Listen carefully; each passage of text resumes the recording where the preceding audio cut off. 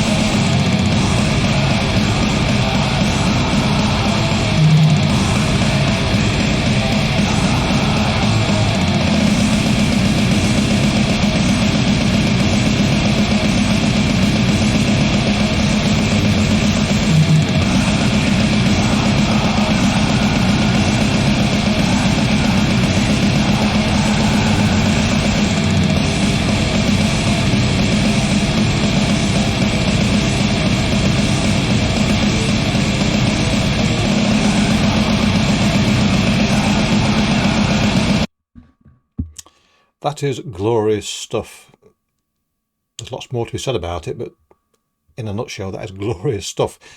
It is kind of like, I don't know if you've ever been to a landfill site or indeed watched footage of one on the televisual delight, but I'm sure most of you have seen images of the bulldozers that they have levelling those sort of the rubbish, the detritus of humanity that gets chucked in there.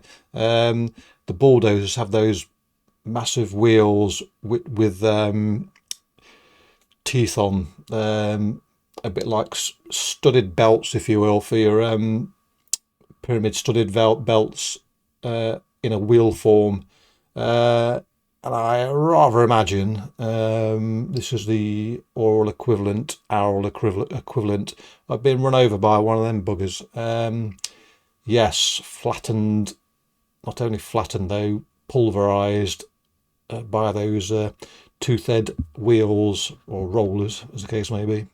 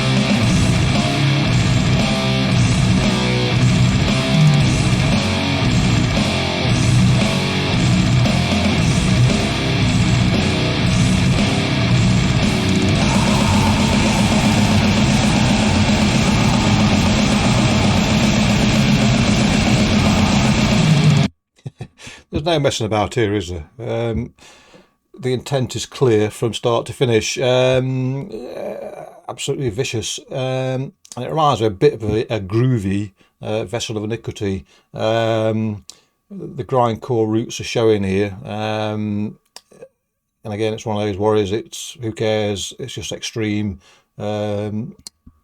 Whatever ears you've got will be a vestige of such by the time it's done, which I suppose